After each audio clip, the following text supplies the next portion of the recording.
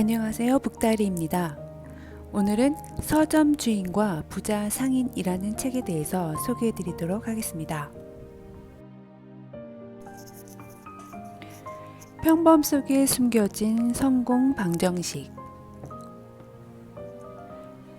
동네 서점 주인 일본 갑부 상인을 만나다. 1995년 셀러리맨 생활을 그만두고 독서를 권합니다라는 이름의 작은 동네 서점을 연 한 남자. 어느 날 그의 가게에 일본 최고의 부자 상인이 우연히 들르게 됩니다. 이후 부자 상인은 서점의 단골이 되었고 그때부터 이 작은 가게의 경영은 몰라보게 달라지기 시작했습니다. 성공한 가게 주인이 되는 기초 원리. 이것은 물론 일본에서 일어난 실화입니다. 서점 주인과 부자 상인은 바로 이 부자 상인이 서점 주인에게 전수해준 프로 상인의 마인드를 기록한 책입니다. 부자 상인으로 등장하는 사이토 이토리는 일본의 갑부입니다. 그는 슬림 드리칸이라는 히트 상품을 낸 긴자 한방연구소의 창설자로 전국 고액 납세자 탑 10에 9년 연속 등재된 알부자입니다. 토지나 주식 거래 등으로 부호 서열에 드는 이가 대부분인 가운데 그는 순수하게 장사만으로 막대한 부를 일궈낸 천생 상인이죠. 이 책을 쓴 스미즈 가스요시는 바로 독서를 권합니다라는 서점의 주인입니다. 1995년 셀러리맨 생활을 접고 조그맣게 서점을 열었다가 부자 상인 사이토 히토리의 제자가 된 행운의 남자입니다. 자네는 참 행운아일세. 내게서 이런 얘기를 직접 들었으니 말이야. 자, 내 대신 자네가 이걸 책으로 써서 다른 사람에게도 가르쳐 주게나. 사이토 히토리의 이 한마디가 이 책을 쓴 계기가 되었다고 합니다.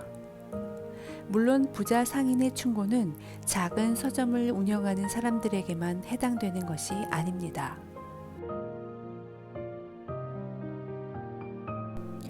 소자본으로 사업을 꾸려가려는 모든 사람들에게 적용되는 사업의 기초 원리입니다.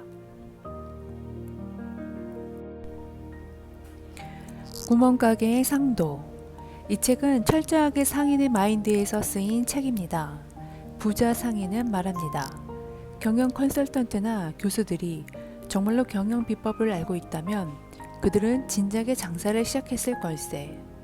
그리고 그 비법은 절대 다른 사람들에게 말해주지 않겠지. 그는 또 상인으로서 성공하는 마인드를 상인머리라는 말로 표현합니다. 상인머리와 손님머리는 전혀 다르지.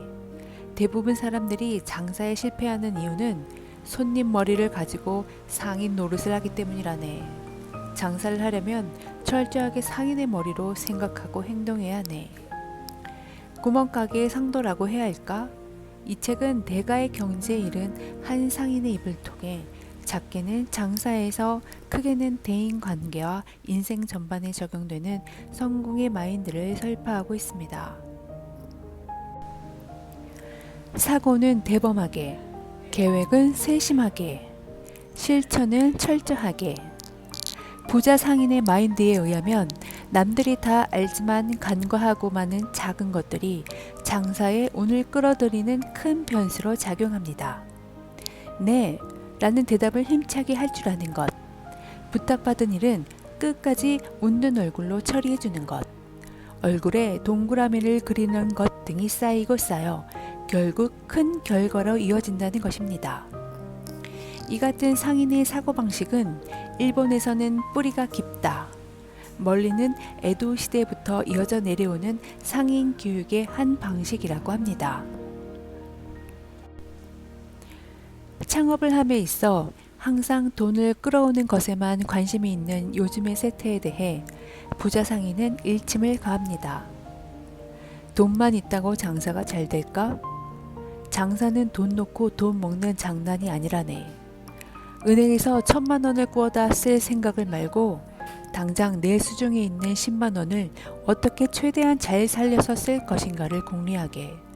나는 손안에 10만 원만 있어도 1000만 원을 벌어 보일 수 있다네.